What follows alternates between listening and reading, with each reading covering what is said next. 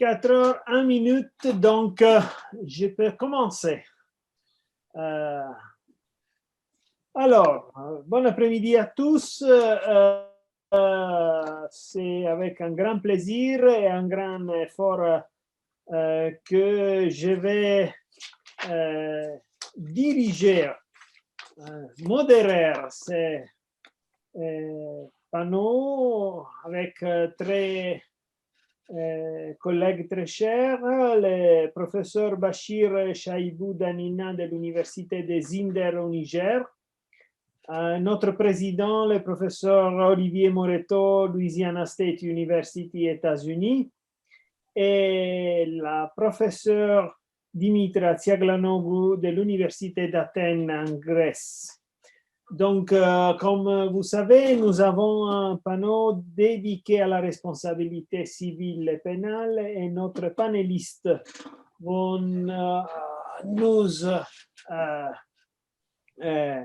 dire des choses sur ces deux aspects de la responsabilité.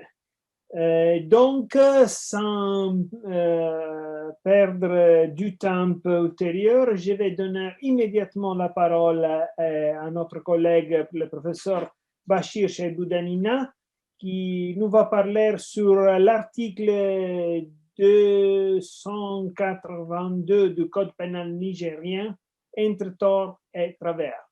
Professeur Chaibou, vous avez la parole. Merci beaucoup, professeur Mancuso. Donc, je m'en vais vous entretenir de l'article 282 du Code pénal nigérien. Pour commencer, d'abord, cet article dispose que quiconque aura commis un acte impudique ou contre nature avec un individu de son sexe, mineur de 21 ans, sera puni d'un emprisonnement de 6 mois à 3 ans et d'une amende de 10 000 à 100 000 francs. Voilà la disposition de l'article 282. Alors, il semble tout à fait anodin à le prendre ainsi et il semble protéger les mineurs, notamment les mineurs de 21 ans. Il est situé, cet article-là, dans le chapitre intitulé « Attentat aux mœurs », dans le chapitre du Code pénal intitulé « Attentat aux mœurs », sous la section « Acte impudique sur mineurs de même sexe ». Si nous le mettons en rapport avec les autres dispositions liminaires du chapitre dans lequel il se trouve, nous constatons malheureusement qu'il consacre une dépénalisation de certaines atteintes sexuelles sans violence.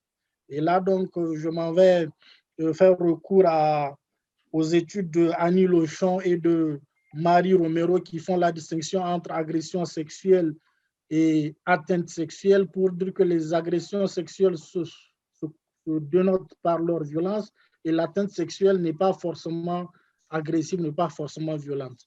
Alors, l'article 282, pour revenir à lui, pris individuellement, porte sur les actes impudiques sur mineurs de même sexe. Mineurs de même sexe. Il assimile ces actes impudiques à des actes contre nature. Ces actes impudiques sont définis comme des actes qui dénotent de l'impudeur, c'est-à-dire qui manquent de pudeur, de décence.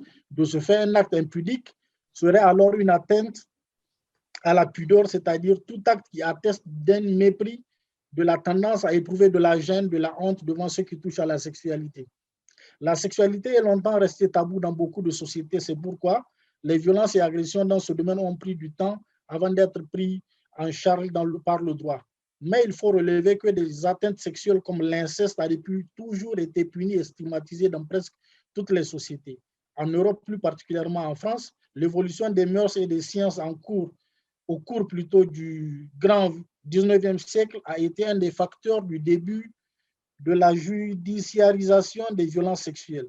Au Niger, les mœurs et la culture étant très islamisées, la question sexuelle n'étant envisagée que dans le cadre du mariage, le sujet reste encore tabou aujourd'hui.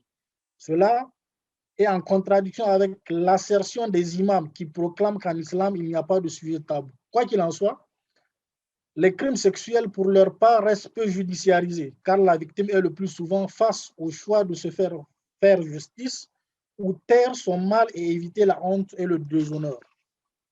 La gravité des atteintes sexuelles, lorsqu'elles sont perpétrées avec violence, justifie qu'elles soient punies.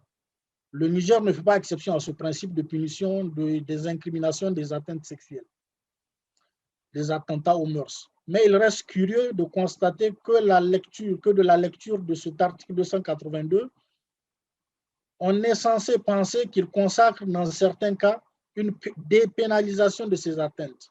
C'est le cas notamment lorsqu'elles sont commises sans violence sur un individu majeur, quel que soit son sexe, si on lit l'article 282. Cette déduction qui découle de la lecture à contrario du texte de l'article 282 est lourde de conséquences et de sens. Il signifie, entre autres, qu'il n'est pas pris en compte le fait que l'individu victime de l'atteinte sexuelle n'a pas donné son consentement. Or, l'absence de consentement devrait être pris en compte pour sanctionner toute atteinte à la pudeur sur autrui. L'article 282 du Code pénal nigérien semble prévoir le contraire. Nous pouvons aussi estimer que ces dispositions qui découlent de l'article 282 ne sont pas en adéquation avec les mœurs, la culture et les croyances religieuses. C'est cela que nous allons développer dans la dernière partie. C'est pourquoi il serait intéressant sur un plan théorique de rechercher la ratio legis, c'est-à-dire l'objectif voulu par le texte, la raison du texte qui sous-tend ce texte-là, cette ratio legis. Immédiatement, nous penserons à la protection de l'innocence de l'enfant et de sa chasteté. D'après les termes de la magistrate Maimouna Gazibo, dans cette infraction, ce n'est pas l'homosexualité qui est réprimée, c'est plutôt la minorité civile de la victime qui conditionne le délit. En quoi consiste l'infraction? Pour illustrer, et nous empruntons ces termes de la magistrate qu'elle a exprimés dans sa chronique juridique sur Facebook, c'est le fait pour quiconque, homme ou femme, de commettre des attouchements à connotation sexuelle sur une fille ou garçon de moins de 21 ans. Ce qui caractérise l'infraction, c'est que pour qu'elle soit constituée, il faut que la victime soit du même sexe que l'auteur des attouchements. En d'autres termes, une femme qui abuse d'un jeune homme de moins de 21 ans ne sera pas poursuivie pour acte impudique sur mineur de moins de 21 ans.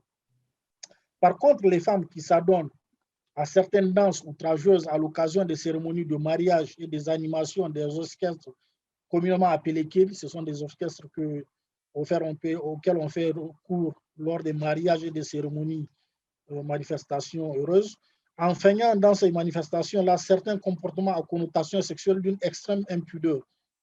Ces femmes-là qui s'adonnent à ces danses impudiques peuvent se voir un jour débarquer à leur porte le procureur de la République s'il s'avère que certaines des danseuses ont moins de 21 ans. Également, les hommes qui recrutent dans la rue, moyennant de l'argent, les enfants mendiants ou les jeunes lycéens qui l'abusent sexuellement pour les cérémonies de culte ou simplement pour cause d'homosexualité ou bisexualité, parfois, il est même question d'hommes mariés et de pères de famille, sont punis en cas de poursuite. Donc là, j'emprunte les termes de la magistrate. Toujours selon elle, enfin, les femmes d'un certain âge qui recourent au service de jeunes filles de moins de 21 ans pour s'adonner à certaines galipettes pourraient être inquiétées par le service du procureur sur dénonciation. Ce travail se donne donc de ressortir l'envers de ce décor planté par l'article 282 du Code pénal. On l'a vu, d'après elle, la magistrate, il essaie de protéger la minorité, et c'est cela sa ratio legis, protéger les mineurs, la chasteté, et il ne vise pas à punir l'homosexualité. Alors, sur un plan pratique, il y a de l'intérêt à ressortir le degré de sévérité des sanctions aux atteintes sexuelles non violentes. Cette sévérité dépend en effet du type de mineur que l'on supplicie, alors que pour les majeurs, il y a pratiquement une dépénalisation complète du délit d'atteinte sexuelle sans violence. C'est pourquoi nous verrons successivement, d'une part, la pénalisation des atteintes sexuelles sur mineurs dans ses termes et sa portée, avant de voir ensuite la dépénalisation des atteintes sexuelles sur majeurs. Alors, pour la première partie, la situation des mineurs par rapport à la dépénalisation des atteintes sexuelles qui s'est avérée, on peut le dire, inachevée. D'abord, les termes de cette dépénalisation. Il y a une indifférence quant au sexe du mineur, quant à l'incrimination lorsque le mineur n'atteint pas 13 ans. Si nous analysons, nous mettons le texte en rapport avec les autres dispositions de ce chapitre-là. Donc, il y a, lorsque le mineur n'a pas 13 ans, une aggravation de la sanction, parce que l'article 278 du Code pénal nigérien dispose toujours que tout attentat à la pudeur consommé ou tenté sans violence sur la personne d'un enfant de l'un ou de l'autre sexe, âgé de moins de 13 ans, sera puni d'un emprisonnement de 2 à moins de 10 ans et d'une amende de 20 000 à 200 000 francs. Cette peine est atténuée lorsqu'il s'agit de mineurs de 21 ans. Alors, lorsque le mineur a 21 ans et qu'il est de même sexe, on prend en compte son âge dans la mesure de la peine en cas d'atteinte sexuelle. Et en prenant en compte son âge, on va atténuer la sanction. Elle sera cette fois-ci de 6 mois à 3 ans d'emprisonnement et de 10 000 francs à 100 000 francs CFA d'amende. Cette pénalisation envers les mineurs a une portée qu'il faut voir, et c'est cela, ses torts et ses travers. D'abord, il semble rendre possible une pédophilie sur mineurs de l'autre sexe de plus de 13 ans. L'article 282 ne punit que les atteintes sur mineurs de l'autre sexe, ce qui laisse impuni alors les atteintes non violentes commises sur mineurs de plus de 13 ans et âgés de moins de 21 ans, et résulte sur de la pédophilie autorisée légalement. En tout cas, il n'est pas puni. L'autre aspect, c'est que la lutte contre les mariages précoces devient alors peu efficace. Le Code civil ne définit pas le mariage, et le Code civil, en son article 144, prévoit que l'homme avant 18 ans révolu, la femme avant 15 ans révolue ne peuvent contracter mariage. La sanction civile de la violation de cette règle est la nullité du mariage. Mais cela ne saurait être suffisant pour lutter contre les mariages précoces des jeunes filles dans les campagnes. Le fait d'avoir dénuyé les atteintes sexuellement violentes sur mineurs de l'autre sexe dépassant 13 ans et n'atteignant pas 21 ans de sanctions pénales rend cette lutte inefficace. Parce que ceux qui s'adonnent à ces mariages-là ne seront pas dissuadés de façon efficace parce qu'il n'y a pas de sanction pénale, c'est juste la nullité du mariage. Deux fois même le mariage est déjà consommé, donc certains ne visent que la consommation du mariage et non pas une vie commune pour l'éternité. Alors, le deuxième aspect de cet exposé-là, c'est la situation des majeurs par rapport à la dépénalisation des atteintes sexuelles. Nous avons vu que l'article 282 nous dit que quiconque commet des actes impudiques ou contre nature sur mineurs de 21 ans de même sexe sera puni, ce qui signifie que les majeurs n'en font pas partie. Et donc, il y a une indifférence du sexe de la victime quant à la dépénalisation des atteintes sur majeurs. Une femme peut être pas agressée, mais atteinte par une autre, par un homme ou par une femme, il n'y a pas de punition. Le fondement de cette dépénalisation sur les mineurs, c'est l'article 280. L'article 280 qui dispose que quiconque aura commis un attentat consommé ou tenté avec violence contre des individus de l'un ou de l'autre sexe sera puni d'un emprisonnement de 2 à moins de 10 ans et d'une amende de 20 000 à 200 000 francs. Donc, à contrario, les atteintes sans violence ne seront pas punies. Aussi, quel que soit le sexe de la victime, elles ne seront pas punies. Donc, lorsqu'elles ne sont pas violentes entre majeurs, il n'y a pas de punition. Et on sait que lorsqu'il y a violence, c'est le viol. La portée de cette assertion de cet article 282 et 280, c'est qu'on n'a pas pris en compte quelque part l'aspect consentement entre adultes. Un adulte peut ne pas forcément donner son consentement.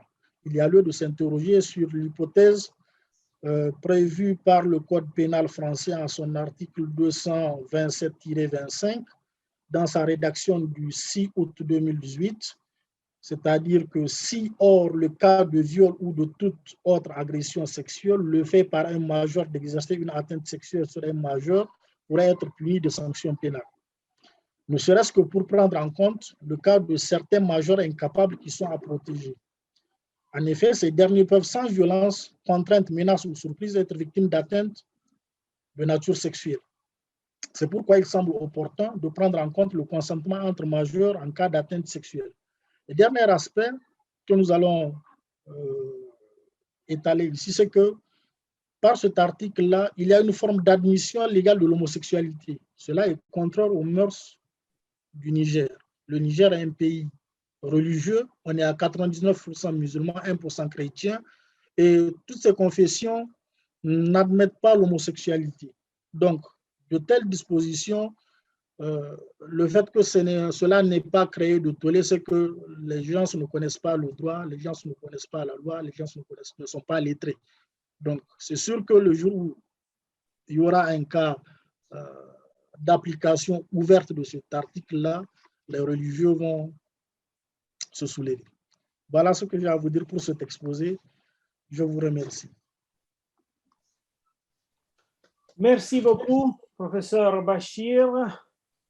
Merci beaucoup pour votre excellente exposition de tous les aspects de l'application de l'article 282 du Code pénal nigérien et ses liaisons avec le droit de la famille et le droit religieux. Et merci beaucoup pour avoir bien respecté les temps à disposition, pour être resté dans un cadre de temps suisse. Et donc, je vous propose de laisser les commentaires, les questions pour la fin des 13 expositions. Et donc, je donne immédiatement la parole au professeur Olivier Moretto, qui va nous parler sur les décisions collectives sur la face cachée du droit de la responsabilité. Monsieur le Président, professeur Moretto, Olivier, vous avez la parole. Monsieur le Président, merci. Et je vais partager mon écran parce que j'ai quelques images. Alors, attendez. Une petite seconde. Je dois aller là. Alors, maintenant, il faut display settings. Je ne sais pas ce que vous voyez. Swap present view and slideshow. Est-ce que vous voyez la diapositive? C'est bon? Oui. Vous devez lire le titre, les décisions collectives sur la face cachée du droit de la responsabilité. Je vais, dans cette présentation, partir de quelques fondamentaux. Le droit de la responsabilité civile connaît des développements très riches dans la période actuelle et on a tendance pour augmenter les cas de responsabilité, pour protéger les victimes, pour garantir les droits de la victime, à accroître les situations pouvant donner lieu à la responsabilité et en utilisant notamment la responsabilité sans faute, connue comme strict liability en anglais. Il y a des travaux très, très intéressants et notamment à l'université de Maastricht avec mon ancien assistant Alexandru Daniel Hond qui a fait un travail remarquable là-dessus. Je ne vais pas parler de ces développements un petit peu futuristes, quelquefois du droit de la responsabilité, mais je vais revenir en arrière sur des fondamentaux du droit de la responsabilité pour montrer comment ces fondamentaux, les règles les plus classiques, peuvent être explorées, quelquefois sur leur face cachée, et mobilisées pour servir des besoins qui sont très contemporains, comme les atteintes à l'environnement, ou tous les agissements qui augmentent l'urgence climatique, le réchauffement global actuellement. Si je reviens aux fondamentaux de la responsabilité et à la responsabilité pour faute, la responsabilité civile dans sa dimension la plus classique, on observe un jeu de miroir qui me paraît tout à fait adapté dans cette conférence. Et je n'ai pas pu résister à reprendre la couverture de Dark Side of the Moon parce que je n'ai pas trouvé de meilleur visuel pour expliquer ce qui se passe quand un juge décide dans un cas précis s'il y a ou s'il n'y a pas responsabilité pour faute. Le juge est dans le prisme, dans le triangle qui est au milieu de la couverture de l'album des Pink Floyd. Il regarde vers le passé. Les faits sont passés. Il y a un effet de rétrovision. Le juge va essayer de se projeter dans le passé sur des faits qui ont eu lieu et qui sont devant lui. Mais pour décider s'il y a faute, le juge doit se projeter vers l'avenir. Et là, les choses sont compliquées. Il est dans le passé, il va se mettre dans la situation de l'acteur dont la responsabilité va être engagée. Et la faute, dans beaucoup de systèmes, revient avoir à vérifier si la personne a agi selon un standard de conduite défini par la jurisprudence. Traditionnellement, dans les systèmes de droit civil, le bon père de famille, mais le bon père de famille a été jeté aux orties parce qu'on pense que c'est une référence sexiste. On le remplace de plus en plus par la personne raisonnable. Est-ce qu'on agit de manière raisonnable?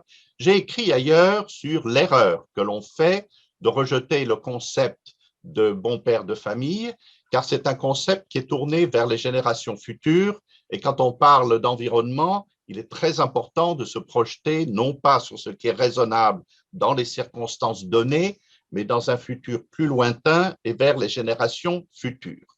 Donc, le juge part dans le passé, se met dans la situation de l'acteur et se demande comment l'acteur aurait dû agir raisonnablement. Donc, il y a une rétro-projection. On est vraiment dans l'oxymore, comme je le disais dans mes remarques introductives, on va en arrière et on projette qu'aurait dû faire ou décider cette personne. La différence qu'il y a entre le juge et celui qui a agi dans le passé, c'est que le juge sait ce qui est arrivé et sait qu'il y a eu des conséquences dommageables à cet acte. C'est quelque chose que l'acteur ne sait pas au moment où il a agi, mais qu'il aurait dû anticiper. Donc, vous voyez ce va-et-vient, on retourne vers le passé, on regarde vers l'avenir, et ce que dit le juge dans ce cas a une importance considérable pour l'avenir, parce que sa décision va être considérée par d'autres personnes dans des situations comparables qui doivent décider s'il faut agir, s'abstenir d'agir dans des circonstances qui ressemblent à celles du cas en question. Et donc, on a, et là, la couverture des Pink Floyd est remarquable parce qu'on a une vision beaucoup plus colorée, beaucoup plus riche après le jugement que celle qui était celle de l'acteur représenté sur la partie gauche avec ce simple faisceau blanc. Quand on regarde, et si on veut penser de façon un peu grammaticale à la responsabilité, le temps de la responsabilité, c'est un temps qui est complexe dans la grammaire, c'est le futur antérieur, ce temps que dans la langue anglaise, on appelle le future perfect, qui est un temps qu'on utilise, que les jeunes savent peut-être moins utiliser dans la conversation. La langue s'appauvrit, on a tendance à utiliser présent, futur, et puis un imparfait et à limiter le nombre de temps. Mais le temps de la responsabilité est un temps complexe. L'acteur aurait dû prévoir que son action allait causer un dommage. On est dans le futur antérieur. Alors, je continue avec ces fondamentaux et puis nous verrons après comment tout cela a une signification dans le contexte des litiges en matière d'environnement et de réchauffement climatique. J'ai parlé jusqu'ici de la responsabilité personnelle, car elle reste fondamentale, et il est clair que dans cette responsabilité, l'auteur est la cible. Le regard du juge est vraiment centré sur l'auteur. L'auteur est sous le projecteur. Mais les droits de la responsabilité ont développé la responsabilité du fait d'autrui. Ça peut être la responsabilité des parents pour le fait dommageable de leurs enfants. Et très souvent, dans la jurisprudence, c'est la responsabilité de l'employeur pour les faits de son employé ou salarié. Préposé et commettant sont les mots préposés pour désigner le travailleur, commettant pour désigner l'employeur. La langue française ici utilise un langage qui est neutre parce qu'il n'y a pas forcément un contrat de travail. Quand Agustin m'a aidé dans des projets qui n'étaient pas toujours académiques, de déplacer un canapé ou de faire des choses comme cela, il n'agissait pas en tant que salarié du centre de droit civil que je dirige, mais j'étais son commettant, il était préposé et il recevait un bon repas. on met l'accent, on cible le préposé. On va chercher une faute du préposé. La faute du préposé est essentielle pour mettre en œuvre la responsabilité. Mais finalement, on va tirer sur le commettant, car c'est sur lui que la responsabilité va être. Je passe de la responsabilité du fait d'autrui en général à la responsabilité collective, qui est souvent celle d'une personne morale pour les agissements délictueux de ses représentants ou de ses dirigeants.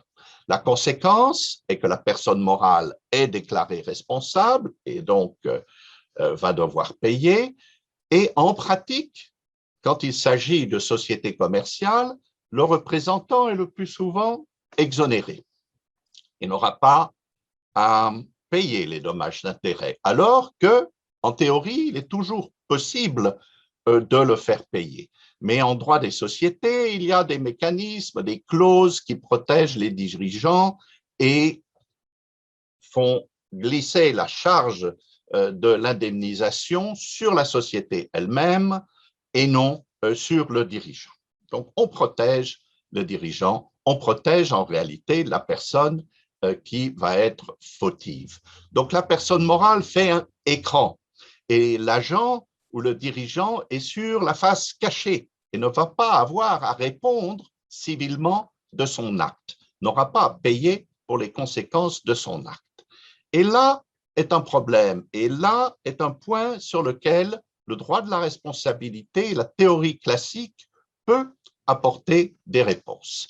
Je vais donner un exemple récent, qui est un cas de responsabilité pénale, mais vous allez comprendre que ça peut être aussi de la responsabilité civile. Un exemple américain. On connaît la société Carnival Cruise, Anciens le connaît bien parce qu'il se promène vers les Barbades et beaucoup dans les Caraïbes. Et cette société est connue pour avoir des agissements polluants, décharger des déchets pétroliers près des côtes, et puis aussi des matières plastiques. Leur pratique est de jeter les sacs poubelles à la mer, plutôt que de les récupérer, d'avoir un système de récupération. En 2018, cette société a été condamnée à une amende de 20 millions de dollars par un juge fédéral américain, ou plutôt a accepté de payer une amende de 20 millions de dollars, mais on se rend compte que 20 millions, c'est 1/1000 du bénéfice que cette société a fait cette année-là. Donc, une somme qui n'est pas significative. La société n'a pas changé son comportement. Elle avait 2 ans auparavant été condamnée au double, à 40 millions, et pas de changement. Quelle est l'attitude des dirigeants, des administrateurs dans le conseil d'administration? On fait des calculs. Si on veut remédier, ça va coûter beaucoup plus que 40, que 20 millions ou que 100 millions. Ce sont des sommes qui sont considérables. On décide en connaissance de cause, en sachant les dommages causés, de continuer à causer un dommage. Il y a donc une faute de la part des dirigeants qui est peut-être pas une faute intentionnelle. On ne peut pas dire qu'ils agissent avec l'intention de causer un dommage, mais c'est une faute lourde. C'est certainement pas une culpa levis, c'est vraiment une faute lourde. Et le droit, tous les systèmes juridiques de droit civil et de common law considèrent que la faute lourde est l'équivalent d'une faute intentionnelle. La proposition que je fais, c'est d'utiliser la responsabilité individuelle des dirigeants sociaux comme un levier pour obliger ces sociétés à changer leur comportement. Imaginez, c'est un peu de la fiction, mais je voudrais voir cela arriver. Imaginez que dans un contentieux de responsabilité civile, le juge condamne chaque administrateur de la société à verser aux victimes une indemnité de 100 000 ou 150 000 dollars pour chacun. Ces gens gagnent beaucoup d'argent, mais 100 000, 150 000 dollars, ça peut payer les études universitaires d'un enfant, la nouvelle BMW ou Mercedes, ou peut-être pas une Lamborghini. Et on va dire, bon, vous avez le choix. ou bien vous payez 150 000, ou bien pendant 3 semaines, vous enlevez le costume, la cravate, vous mettez les bottes en caoutchouc, les gants en caoutchouc et vous allez nettoyer la plage. L'effet serait extraordinaire, la presse, les médias, etc. Imaginez l'impact psychologique d'une décision qui forcerait les dirigeants sociaux à payer ou payer de leur personne, à réparer le dommage en nature. On interdira bien sûr de substituer des travailleurs salariés. On va interdire à la société de payer les dommages d'intérêt. La question, est-ce que c'est juridiquement possible? Le droit de la responsabilité civile ne met pas d'obstacle, car la responsabilité est avant tout personnelle. On peut engager la responsabilité personnelle du dirigeant, tout comme on peut engager la responsabilité du fait d'autrui de la personne morale. La réparation aussi peut être en nature. Tous les systèmes juridiques le permettent. La responsabilité civile individuelle, on s'en rend compte, a un effet dissuasif. L'exemple le montre clairement. Alors, il y a aussi le droit des sociétés qu'il faut explorer. Il est clair que les mandataires sociaux, les membres du conseil d'administration sont les vrais acteurs. Ce sont eux qui décident. Ce n'est pas une entité abstraite qui décide à leur place. Ils sont coupables de fautes lourdes. Dans l'exemple de Carnival Cruise, il y a eu des condamnations antérieures, ils ont les rapports, ils ont les chiffres, ils ont toute l'information dont ils peuvent avoir besoin. Quand il y a faute lourde, les clauses de non-responsabilité, généralement, sont déclarées non applicables par les juges, quand la faute est intentionnelle ou quand la faute est lourde. Donc, il y a une voie d'accès, un chemin peut-être un petit peu caché, mais qui en réalité est évident quand on tourne le projecteur. Il y a moyen de s'adresser, de mettre en cause la responsabilité du dirigeant. Donc, l'idée est de sortir les administrateurs, qui soient administrateurs de société, mais peut-être aussi les représentants de collectivités locales et de collectivités publiques, qui sont eux aussi protégés. Alors, c'est dangereux, on va dire, mais ce n'est pas une bonne idée d'exposer les dirigeants ou les représentants à une responsabilité civile en toutes circonstances. Mais je ne parle pas de la simple négligence. Il est normal de protéger l'administrateur des conséquences de sa simple négligence, sans quoi il n'y a plus de risque économique, il n'y a plus de risque qui sera pris par la puissance publique quand il faut prendre des décisions. L'idée est de viser la faute intentionnelle ou la faute lourde. Et là, dans certains écrits, j'ai fait un parallèle avec le procès de Nuremberg. On sait pénalement, on s'est adressé aux individus qui avaient agi, pas au régime nazi ou à l'État en particulier. On est dans des situations dans lesquelles les gens, en connaissance de cause, prennent des décisions qui sont dangereuses, menaçantes en matière d'environnement, en matière de droits de l'homme. On peut ouvrir cela à beaucoup de situations. Dans un autre article, j'ai parlé de la décision de faire une nouvelle implantation chimique considérable au bord du Mississippi, en Louisiane, dans une paroisse où le taux de cancer est déjà 2 fois ou 3 fois supérieur à la normale. On sait ces choses-là. Et prendre la décision d'autoriser l'investissement et d'augmenter encore le risque pour les résidents peut être analysé comme une faute lourde. Et il n'y a pas de problème de causalité quand les dommages sont là, où la causalité est facile à prouver. Donc, la conclusion que je donne, c'est que les règles traditionnelles du droit de la responsabilité, et notamment de la responsabilité pour faute, avec les vieilles distinctions héritées du droit romain entre faute légère et faute lourde, sont un puissant levier et il faut explorer leur face cachée, les réhabiliter, les faire revivre, et peut-être trouverons-nous là des outils classiques mais efficaces pour favoriser la lutte pour la protection de l'environnement quand il est vulnérable, la lutte contre le changement climatique, la protection des biens communs maritimes et terrestres que j'ai discuté dans un autre article. Si vous êtes intéressé par ces papiers, envoyez-moi un mail, je vous ferai parvenir ces chapitres qui sont publiés dans des publications un petit peu confidentielles. Mes amis autour de la table savent que je ne fais pas attention à l'endroit où je place mes articles ou mes papiers. Et je serai évidemment très heureux de répondre à vos questions et surtout aux objections que vous pourriez avoir à faire. Monsieur le Président, j'espère que je n'ai pas trop dépassé mon temps de parole, mais je vous remercie, vous tous, de votre attention.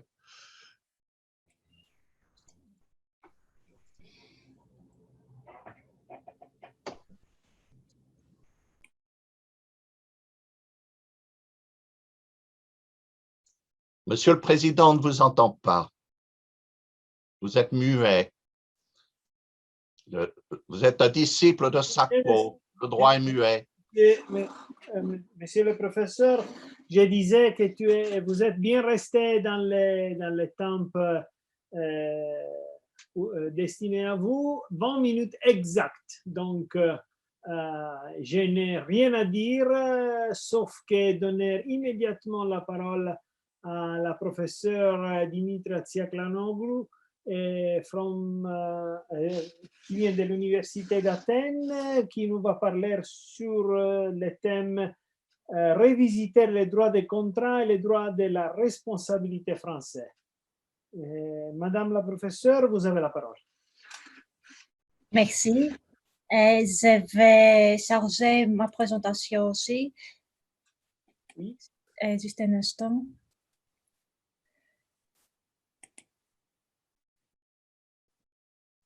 Il ne me permet pas de partager l'écran. Est-ce que c'est normal? Ah, non. Essayez de nouveau. Oui, d'accord. Il faut, Salvatore, aller dans Share Screen et Multiple Participants. Voilà, ça marche. Est-ce que maintenant vous pouvez voir mon écran?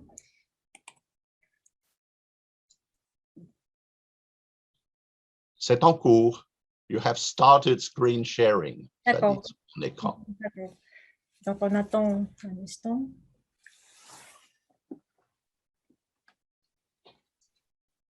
Est-ce que vous voyez, est-ce que vous avez sélectionné votre l'écran que vous voulez partager? Vous devez oui. Oui. Moi, oui, je vois la présentation, mais j'attends que vous me confirmez aussi. Si vous, est-ce que vous pouvez voir la présentation? Oui, ça y est, la voilà. On voit. Donc, je fais aussi...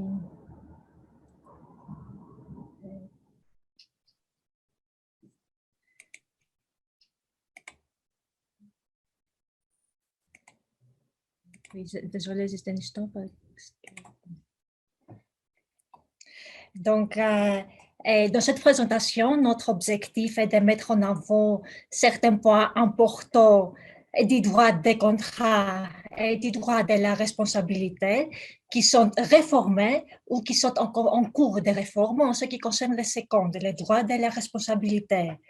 Et nous posons alors la question: quelles nouveautés apportent ces deux réformes par rapport aux droits antérieurs et pourquoi ces modifications ont-elles été considérées comme nécessaires?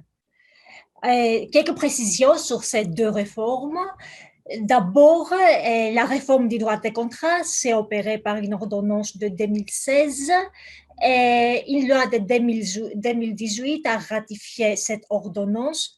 Le résultat de cette réforme est que 279 articles sont passés à 406, ce qui fait 30% de plus d'articles dans le Code civil. Et maintenant, regardons la réforme du droit de la responsabilité. On a un avant-projet de 2005 de Catala, un avant-projet de 2011 de Terre, un avant-projet de Chancellerie de 2016 soumis à consultation. Et le projet de 2017 une proposition de loi par le Sénat en 2020. Et le bilan de tous ces efforts est qu'au lieu de 5 articles qui existent actuellement dans le Code civil, on arrive à 67 articles, ce qui nous fait place 1003% d'articles dans le Code civil. En grande partie, ces 2 réformes codifient la jurisprudence qui a déjà eu l'occasion de se prononcer sur plusieurs questions depuis plus de 2 siècles, depuis l'introduction du Code napoléonien. C'est l'une des intérêts de cette réforme, mais en ce qui nous concerne, nous sommes intéressés à un autre aspect, aux nouveautés que ces 2 réformes apportent. Et bien sûr, cette démarche de réécrire le Code civil n'est pas isolée. On peut citer à titre d'exemple le Code civil au Québec, la réforme de ce code en 1991, aux Pays-Bas en 1992, en Allemagne en 1999, en Roumanie en 2012. Mais dans tous ces cas, c'est le Code civil global qui a été réformé, alors que dans le cas du droit français, ce n'est que des parties du Code civil qui sont séparément réformées chaque fois. Et on peut ajouter aussi la réforme au cours du Code civil en Belgique. Et maintenant, l'avantage qui présente la méthode de réformer les droits français est certainement qu'on peut se centrer sur certaines questions, mais l'inconvénient les risques d'incohérence, de mauvaise structuration, de mauvaise articulation entre les 2 réformes et même les défauts de choix politiques. Et par exemple, maintenant, dans la réforme du droit de la responsabilité, dans le projet, il n'y a pas d'exposé de motifs, pas du tout, alors qu'on peut trouver des exposés de motifs dans le projet belge. Et maintenant, en ce qui me concerne, en essayant de concilier le fait que je participe dans une panel qui concerne principalement les droits de la responsabilité et mon sujet initial qui proposait de traiter aussi les droits des contrats, je commencerai par les innovations, quelques innovations du droit des contrats avant de continuer avec ce qu'apporte au nouveau la réforme du droit de la responsabilité en France. Les premiers points qui attirent notre attention au droit des contrats est la négation de la jurisprudence antérieure qui refusait d'adapter un contrat aux évolutions qui s'étaient présentées entre la conclusion du contrat et son exécution. Un arrêt Canal de Craponne s'inscrit dans cette histoire d'immutabilité des contrats et du respect absolu du principe pacta sunt servanda. Ensuite, il y a quelques atténuations qu'on trouve dans la jurisprudence qui fait référence à la bonne foi ou à un déséquilibre de l'économie générale du contrat, mais ce ne sont que des exceptions. Et alors maintenant, par la réforme, le législateur permet aux parties de renégocier et offre cette possibilité aux parties de renégocier les termes du contrat lorsque son exécution est devenue excessivement onéreuse et permet aux juges de revisiter et même à mettre fin les contrats. Donc, on voit aussi l'intervention du juge. De même, on voit l'intervention du juge dans un autre cas, en cas d'un contrat d'adhésion, et même en cas de tout contrat d'adhésion, et pas seulement en cas d'un contrat avec un consommateur, comme c'est le cas par exemple en droit grec. Et alors, dans tous ces cas, les juges peuvent, s'ils constatent un déséquilibre significatif entre les obligations assumées par les parties, peuvent alors réviser et modifier les termes du contrat. Un autre point intéressant est une prévision précontractuelle et une prévision d'une obligation précontractuelle d'information que, alors, à la charge de tout contractant. Et alors, toute partie dans un contrat, avant déjà la conclusion du contrat, tout contractant alors potentiel a l'obligation de fournir à l'autre partie toute information qui est à sa disposition et qui peut être utile pour l'autre afin de décider de conclure ou non les contrats, mais non les informations qui concernent la valeur de ce qui fait l'objet du contrat. Une obligation de bonne foi de rôle pourparleur est connue aussi dans d'autres systèmes juridiques, comme en droit allemand, en droit grec, mais cette obligation ne va pas si loin qu'on peut imposer une obligation d'information à la charge de tout contractant. Cette obligation prohibe plutôt une rupture abusive du contrat.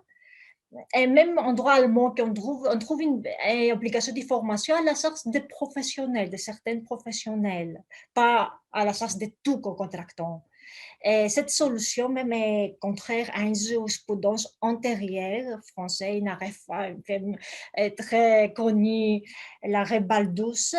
Et il semble qu'alors que le législateur, de cette façon, améliore les relations contractuelles des parties, la stabilité et la sécurité des contrats, puisqu'on va éviter les demandes d'annulation pour erreur ou dol. Alors, un autre point que je vais citer brièvement, car résolu depuis longtemps par la jurisprudence, est l'exigence initiale dans les codes civils de fixer les prix au moment de former les contrats, qui était mal adapté avec certains contrats qui présentent une durée, et notamment les contrats cadres et certains contrats de prestation de services. Et dans ce cas, la jurisprudence permet les fournisseurs de fixer unilatéralement les prix à la condition que cette fixation puisse être contrôlée postérieurement devant les tribunaux. Et un dernier point qui concerne les droits des contrats, qui est très important parce qu'on le trouve dans la réforme du droit des contrats, mais qui fait aussi l'objet des projets de réforme de la réforme en cours du droit de la responsabilité, et l'exécution forcée en nature. Avant la réforme, ce n'était que les obligations de donner, pour ces obligations qu'on pouvait alors imposer cette exécution, et non pour les obligations de faire ou de ne pas faire. Une obligation de donner, par exemple, une obligation de livrer une chose, de transférer la propriété, une obligation de ne pas faire, on sait une obligation de non-concurrence, par exemple. Et une distinction entre les obligations qui est maintenant supprimée par la réforme, on ne le trouve plus, mais il faut quand même remarquer que déjà la jurisprudence avait réduit la portée de cette prévision dans le Code civil et avait limité cette prévision des obligations de faire ou de ne pas faire lorsqu'il s'agissait des obligations fortement personnelles. Dans ce cas, on ne pouvait pas imposer l'exécution forcée. Mais alors, en résumé, avant la réforme, l'exécution forcée n'était pas un principe, comme c'est le cas maintenant après la réforme. Une sanction alors de principe désormais, est soumise quand même à une condition qu'elle ne soit pas impossible, et en plus que le coût de l'exécution pour le débiteur ne soit pas disproportionnel par rapport à l'intérêt du créancier, au profit que le créancier tire. Et après la réforme, après l'ordonnance de la réforme, on se demandait si il suffisait que la défaillance contractuelle est davantage plus profitable aux débiteurs que l'exécution du contrat. Alors, s'il y avait cette disproportionnalité entre les coûts de l'exécution et dans l'intérêt du débiteur, par exemple, si un vendeur vend 5,16 à 10 € à un premier acheteur, alors le total 50 €, Et ensuite, ils vendent, il y a un deuxième master qui propose à TC16 pour 50 € chacune, donc le total 250. S'ils pouvaient simplement payer des dommages et intérêts aux premières, les 50 € et alors valider la deuxième vente.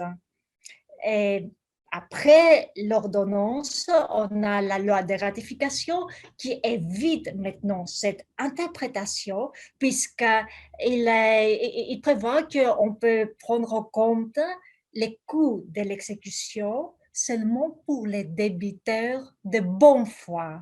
Alors, pas pour tous les débiteurs.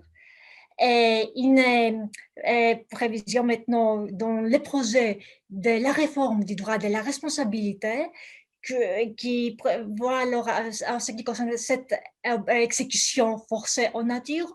Qu'est-ce qu'elle dit? Que le débiteur a le choix. Il peut soit choisir l'exécution en nature, soit le versement de dommages et intérêts. Et on voit en même temps une faiblesse de la méthode de réviser des parties du Code civil séparément et de traiter les mêmes questions parfois, comme c'est le cas en ce qui concerne l'exécution forcée. Un autre point qui concerne la réforme du droit de la responsabilité, que je considère que c'est le point le plus important, et qu'on prévoit dans le projet l'amende civile, l'introduction d'une amende civile, d'une nouvelle sanction, qui, en cas d'une faute délibérément commise en vue d'obtenir une gain ou une économie, en cas d'une faute lucrative. Et pourquoi c'est une nouveauté? Parce que maintenant, on ajoute une nouvelle fonction à la responsabilité. Jusqu'à aujourd'hui, la responsabilité a une fonction réparatrice.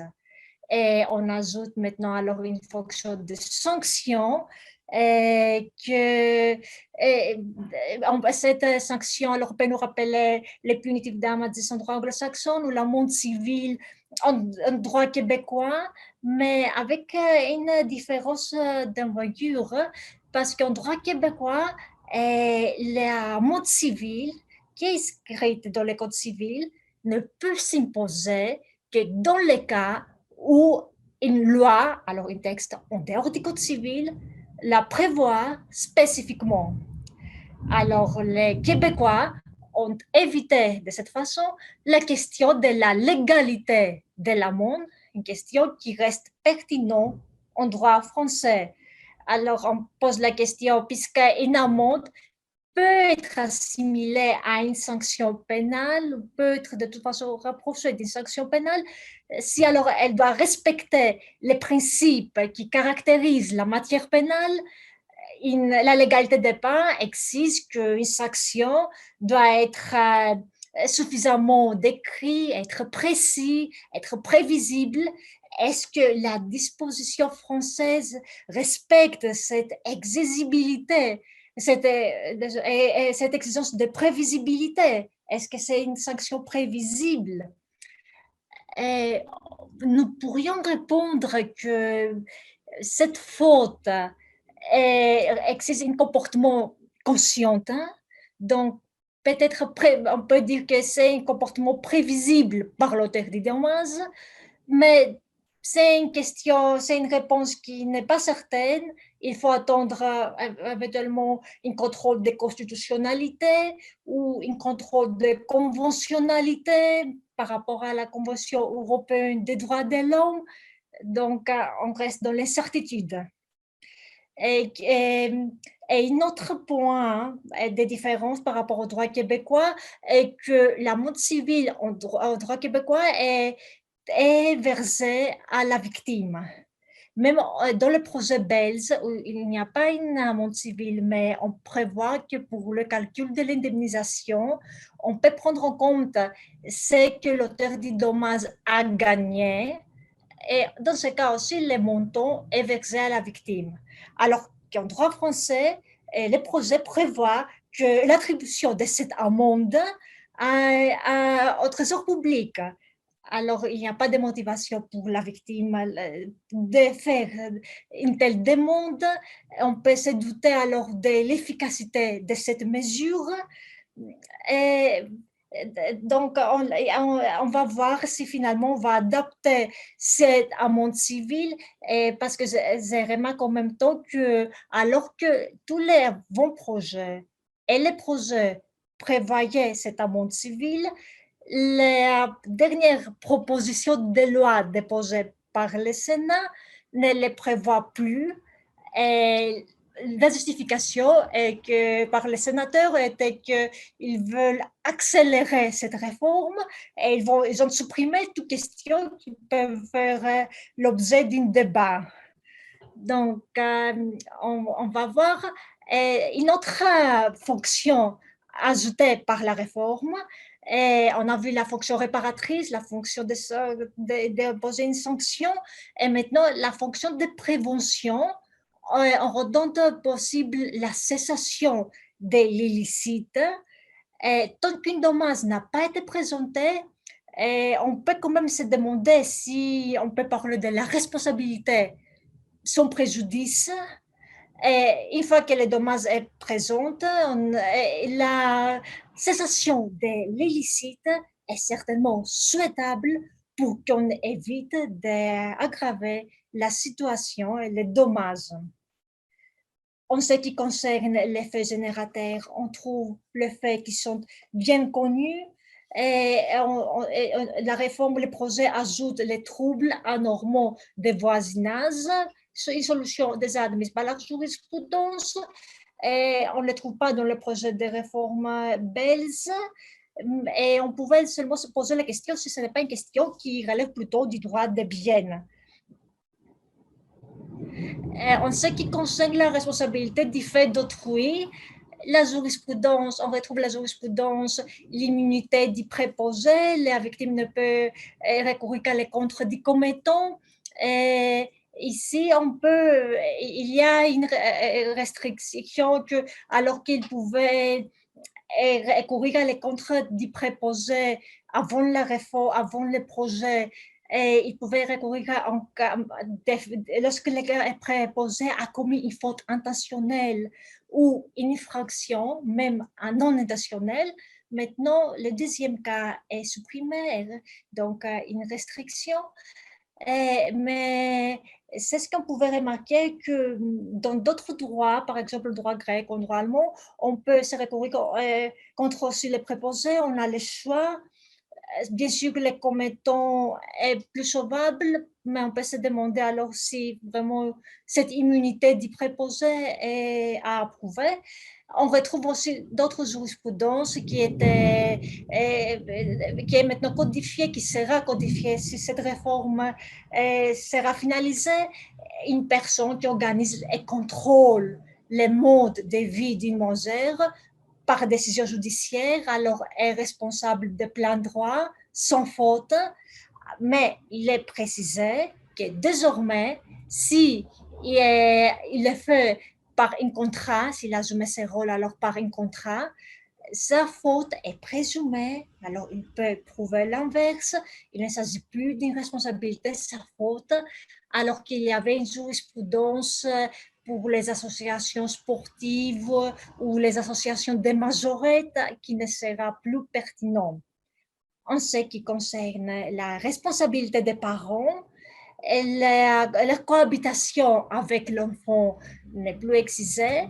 Et ce qui est plus important est que maintenant, la faute de l'auteur direct du dommage de l'enfant est requise. Alors que jusqu'à maintenant, la jurisprudence admettait la responsabilité des parents, même pour un acte de l'enfant, que lorsque l'enfant n'engageait pas sa propre responsabilité, même si l'enfant n'avait pas commis une faute, tout fait de l'enfant suffisait pour que les parents engagent les responsabilités. La réforme aussi prévoit souligne la spécificité du dommage corporel et prévoit un chapitre séparé, ce qui n'était pas le cas jusqu'à maintenant, et que certaines prévisions particulières pour les dommages corporels. Par exemple, l'auteur du dommage ne peut pas opposer à la victime la faute que la victime a commise, sauf s'il s'agit d'une faute grave, si la victime a commis une faute grave. Les clauses limitatives sont prohibées et un changement. Je m'excuse, vous avez déjà passé les 20 minutes. Oui, d'accord. Est-ce que juste une phrase dernière, juste sur un point, est-ce que je pourrais prendre... Je vous donne 5 minutes. D'accord, merci. C'est pas ce dernier point que je considère que c'est très intéressant.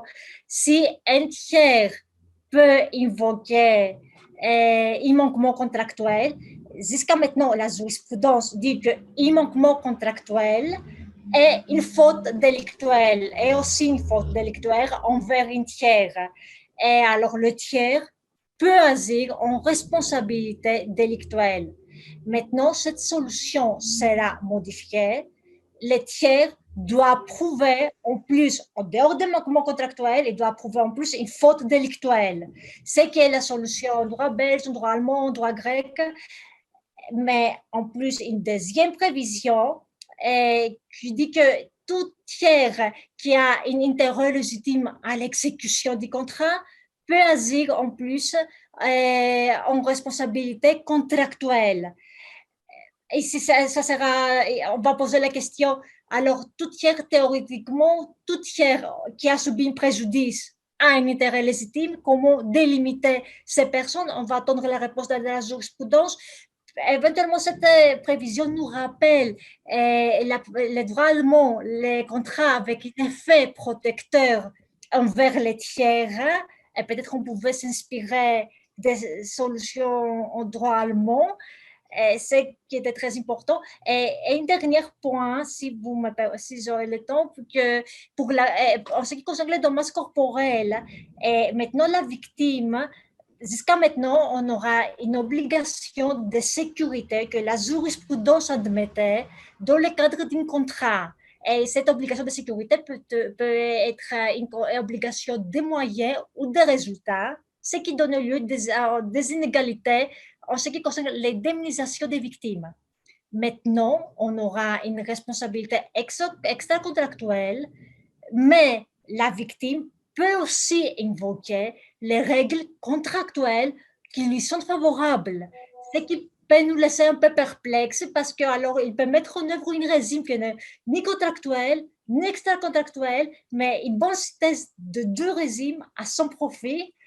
Et une dernière phrase pour l'obligation de minimiser les dommages qu'on pose maintenant à la victime, inspirée du droit anglo-saxon. Et cette obligation ne se pose pas en cas de dommages corporels. On pouvait se demander quand même, mais j'arrête ici, on pouvait discuter si vous le souhaitez. Merci. Merci beaucoup, Dimitra, pour cet exposé très intéressant et très compréhensif de ces nouveaux aspects du droit des contrats et de la responsabilité en France et au Belgique aussi. Donc, on peut commencer le débat. Si vous avez des questions, des commentaires, je vous prie de vous faire noter dans quelque manière et je vais vous donner la parole. Donc, Bruno, ta sonne, c'est la première. Bruno, tu as la parole.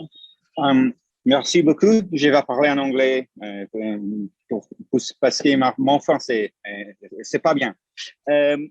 Two related questions, very quick questions to Dimitra. How does the loss of chance, la perte d'une chance, enters her picture, her very broad picture? Do we have any particular evolution? I'm very curious about that.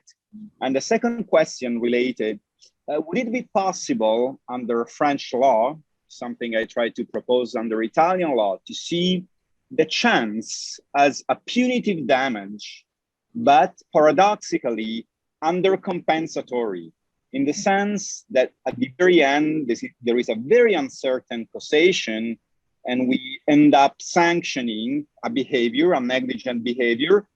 We give to the victim, of course, less than the ordinary damage, but still we give the victim more than nothing. So in this sense, it's punitive, but undercompensatory. If there is some thought about that, I would be very happy. Mhm.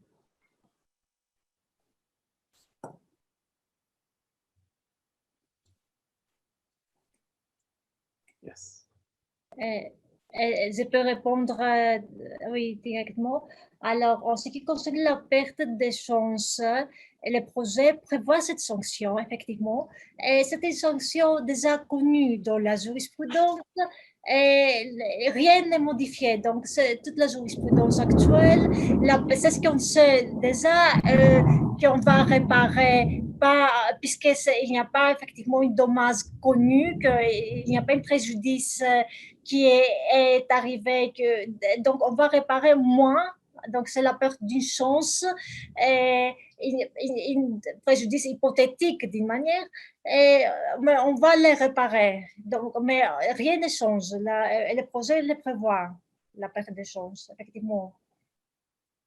Et ensuite, je ne suis pas sûre si j'ai bien compris la deuxième question. Donc, si l'auteur du dommage a fait un acte dolosif, intentionnel, c'est ça votre question. Et si on pouvait prendre en compte son comportement sportif, je ne suis pas sûre. Je ne sais pas si vous pourriez peut-être m'aider sur votre seconde question. Yeah, yes, I don't want to steal time. If we have a very negligent conduct, maybe a willful conduct, I have to carry out a surgery, and I don't carry out the surgery because I'm busy with my private affairs. I am doing something very bad, a very bad action, but there is only the chance of which the patient is deprived of. Of a better result. D'accord.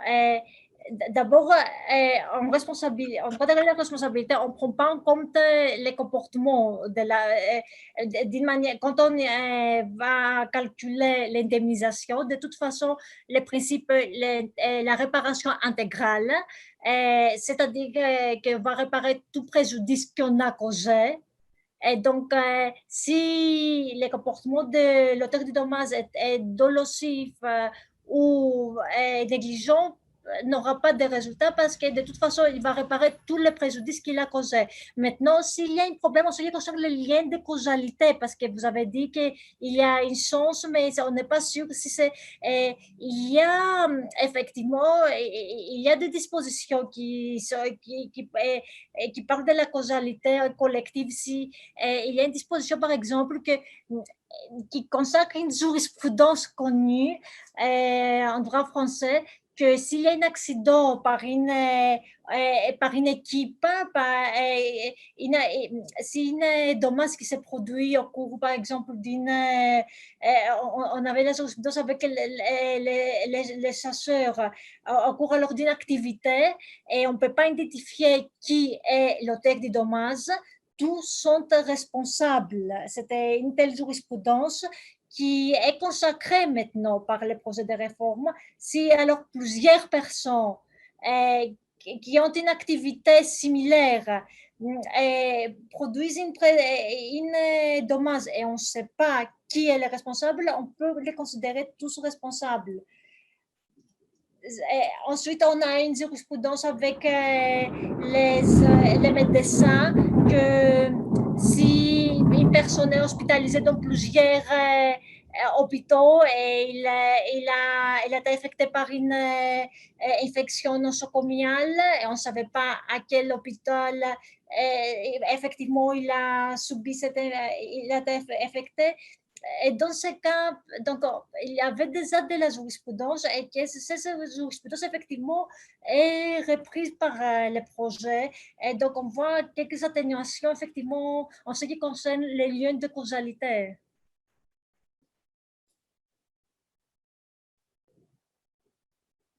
Professeur Moretto, vous avez la parole. Merci. Je voulais juste réagir sur cette conversation. La particularité du droit français sur la perte d'une chance, c'est d'avoir fait glisser la discussion du terrain de la causalité à celui du préjudice. On considère qu'il est certain que la victime a perdu une chance et on considère ça comme un dommage pour avoir à éviter de discuter est-ce qu'il y a causalité ou pas causalité. Nous avons beaucoup discuté ça dans le European Group on Tort Law et notamment dans le projet Proportional Liability sur la responsabilité proportionnelle. Et il semble que les systèmes juridiques contemporains vont dans la direction de la proportionnalité en la discutant sur le terrain de la causalité ou quelquefois sur celui du préjudice. Quant à la question du caractère punitif, je trouve ça très, très intéressant. L'idée, effectivement, un peu, il y a une idée de sanction dans la perte d'une chance et dire à la victime, on reconnaît qu'il s'est passé quelque chose, vous serez sous-compensé, mais on punit l'autre. Je trouve que c'est très bien vu, parce que l'articulation, punition, il ne faut pas oublier que le but de la responsabilité, c'est comme cela que Portalis et les rédacteurs du Code civil le voyaient, c'est la réparation. Cette idée de compensation totale, complète du préjudice, c'est une fallacie. Pour moi, c'est faux, c'est impossible. Une personne à qui il manque un bras, on ne peut pas lui remettre son véritable bras. Si une personne est morte, on ne peut pas la ressusciter. On répare du mieux qu'on peut. Très bien. Des autres questions? Asia. Bonjour tout le monde. Merci pour vos belles présentations. J'ai deux questions pour professeur Moretto. La première question, c'est sur la responsabilité des personnes morales dont vous avez parlé. Je vois ici un autre enjeu. Non seulement sont des infractions dont vous avez parlé graves, tandis que le dommage-intérêt est négligeable, mais je vois ici aussi un autre enjeu, c'est l'application du test de la personne raisonnable à une personne morale, le test anciennement connu comme bon père de famille, comment on s'applique ça à une personne morale et est-ce qu'il y a des enjeux et donc est-ce que vous pouvez, peut-être vous écrivez plus dans vos écrits sur ce sujet-là, mais peut-être vous pouvez partager vos idées avec nous. Et à propos, dans le Code civil du Bas-Canada, cette expression « bon père de famille » a été traduite comme « prudent administrators », donc pas de sexisme déjà dans 1866. Et pendant la révision du Code civil, ils ont traduit de l'anglais. Maintenant, ça c'est devenu administrateur prudent dans la version française du Code civil. On n'utilise pas l'expression « la personne raisonnable ». Et deuxième question, vous avez dit qu'il faut faire cette réforme de la responsabilité des personnes morales dans la matière du dommage à l'environnement, puis les droits de l'homme. Est-ce que c'est tout dans votre liste? Est-ce qu'il y a quelque chose d'autre où il faut changer l'approche à la responsabilité des personnes morales? Merci, Asia, pour ces belles questions. La première, relative à la responsabilité des personnes morales, toujours, on est dans une logique de responsabilité du fait d'autrui et on se tourne vers la personne qui a décidé, on se tourne vers une personne physique, les personnes qui sont autour de la table du conseil d'administration. Et après, la responsabilité est glissée sur la personne morale. Alors, le mot administrateur prudent, il est parfaitement adapté à ce contexte, puisqu'on a affaire à des administrateurs, mais on perd énormément. Parce que qu'est-ce que ça veut dire d'être un administrateur prudent? Quel doit être l'horizon de cet administrateur prudent? Et c'est toute ma question de la distanciation. Le mérite du bon père de famille, cette idée romaine selon laquelle les ressources dont nous disposons maintenant doivent rester disponibles pour les générations à venir, qui est une idée la plus moderne qui soit que l'on ait en droit romain. Elle est exprimée en langage sexiste, c'est assez facile à corriger. Il suffirait de mettre mère de famille, il n'y a pas besoin de mettre bonne parce qu'elle est bonne par définition, le père de famille, il faut apporter ce petit ou parent, ou alors parent raisonnable, pourquoi pas, hein, on peut corriger cette dimension sexiste.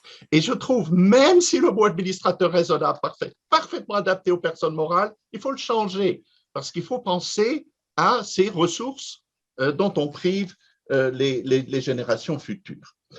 Sur le point de l'utilisation de, évidemment, je suis l'avocat, de placer la responsabilité sur les individus. Car qui peut répondre? La responsabilité, c'est respondeo, je réponds. Seul un être humain peut répondre. Une personne morale, c'est une abstraction, c'est une fiction.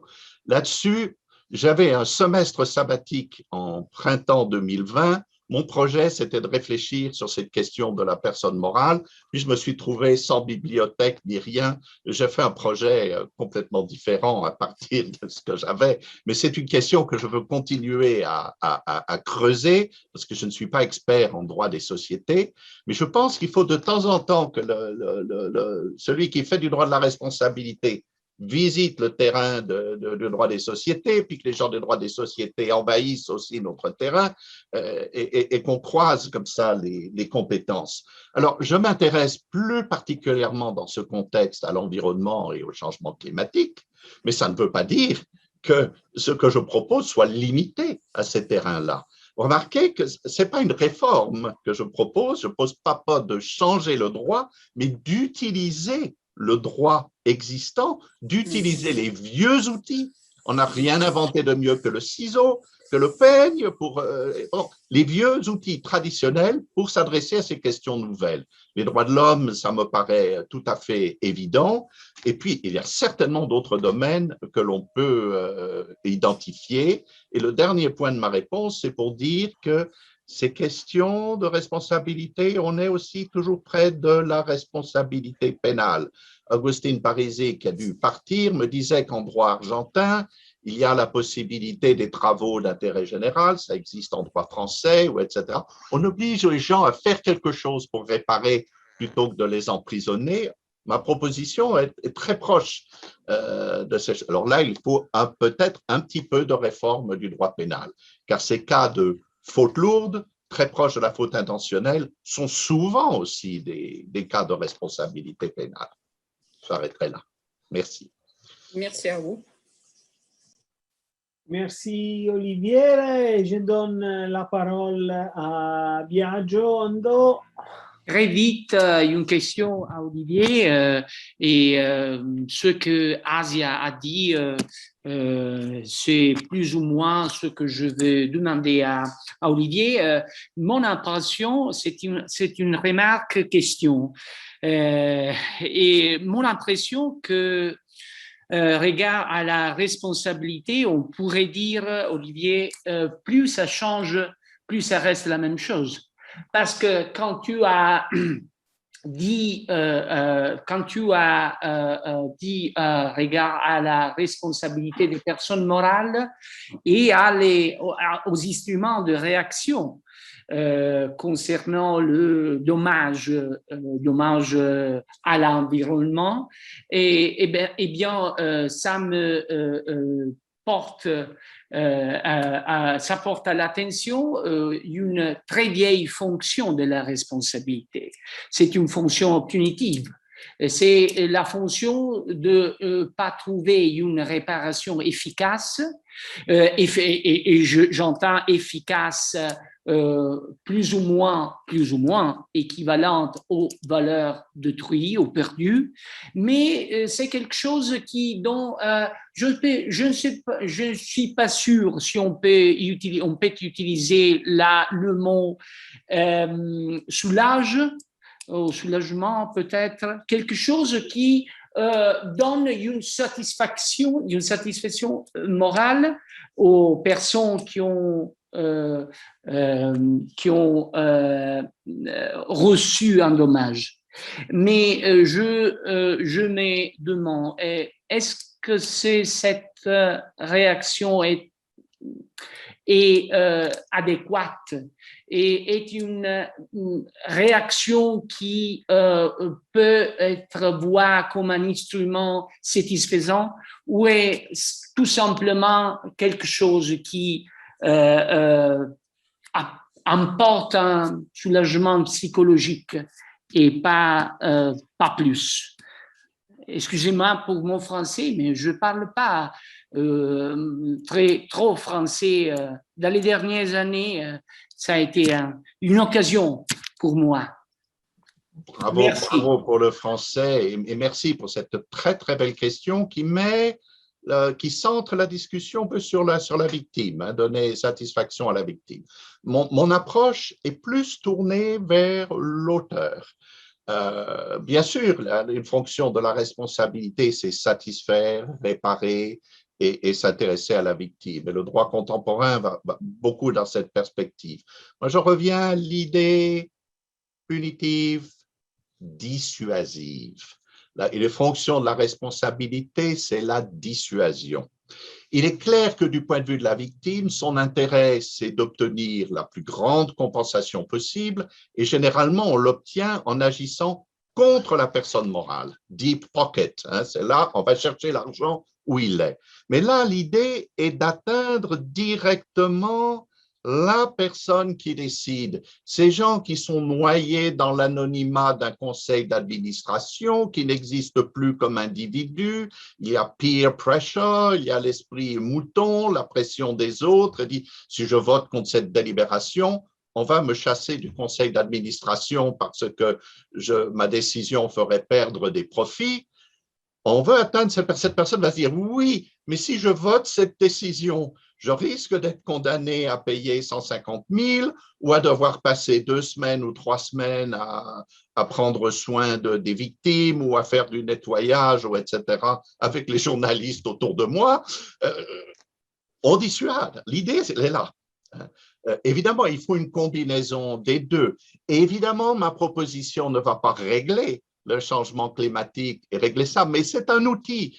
Et prendre soin de ces problèmes, que ce soit les droits de l'homme ou l'environnement, c'est mobiliser toutes les solutions et les réponses possibles. Et là, j'en vois une, je travaille sur celle-ci, sur ce petit problème, et je crois beaucoup dans la fonction dissuasive de la responsabilité individuelle. Merci. Merci beaucoup. Est-ce qu'il y a des autres questions? Je ne vois pas de mains. Oui, Olivier. Tu es muet. Voilà. Une question pour Dimitra, que j'ai écouté avec beaucoup d'intérêt, ce très bon panorama des réformes françaises. En regardant ça, j'ai toujours un petit sourire en me disant les Français en 1804 ont apporté quelque chose de nouveau et aujourd'hui, la France est un des derniers pays à réformer ses contrats et sa responsabilité. Et pour une fois, c'est un peu nouveau, fait du droit comparé et regarde un peu ce que font les autres. Eccessiva onerosità est maintenant dans le Code civil, et puis ça va aussi en Belgique.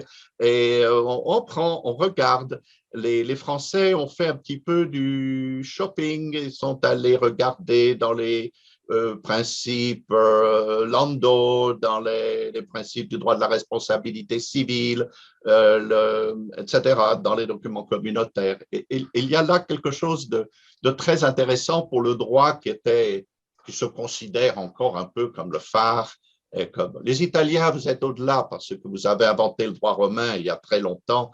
Et comme dit Sacco, les Italiens maintenant sont des singes et copient les autres. Maintenant, ce sont les Français, 200 ans et plus après le Code Napoléon, peut-être. Mes compatriotes français ne sont pas contents quand ils m'entendent dire ça. Nous avons reçu votre code dans le temps moderne. Alors,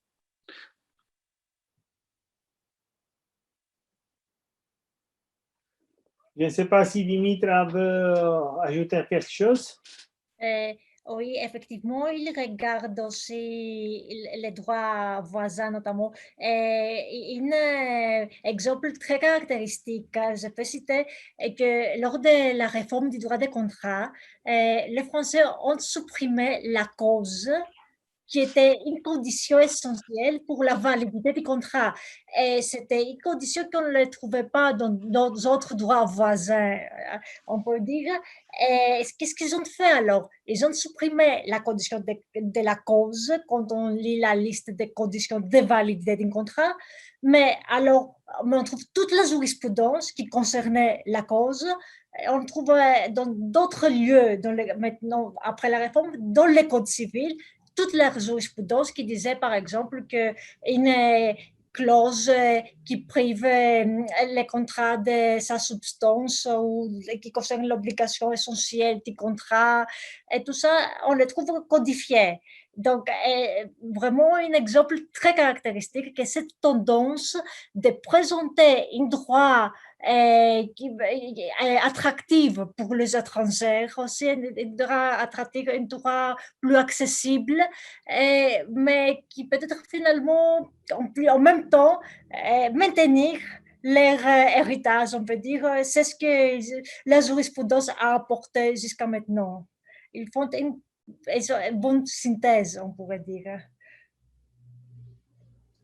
Si je peux me permettre une très, très brève remarque, je suis ici en Louisiane où nous sommes très, très causalistes. Les Louisianais sont bouleversés que la France ait abandonné la cause. Je suis dans un bureau qui était celui de Saul Litvinov, qui a fait la révision louisianaise des obligations, et tout son livre est centré sur la cause. Quand j'enseigne la question à mes étudiants, je faisais la cause, the spirit of civil obligations. Et puis, il y a toujours des règles concrètes ou précises qui peuvent se substituer ou être utilisées. C'est un débat très intéressant. Oui. Alors, je ne vois pas des autres questions, je crois. Et donc, il est exactement 5h30 et on peut terminer la session. Je voudrais remercier les panélistes, les participants. Nous avons entendu de très belles présentations cet après-midi. Nous avons eu un débat très intéressant, je crois, et j'espère que vous continuerez à rester avec nous dans cette marathon qui est notre conférence, mais je suis sûr qu'on a des autres sessions, des autres panneaux qui sont aussi intéressants comme c'est ça. Donc, je vous remercie encore une fois et je vous donne le rendez-vous pour les prochaines sessions. Merci beaucoup.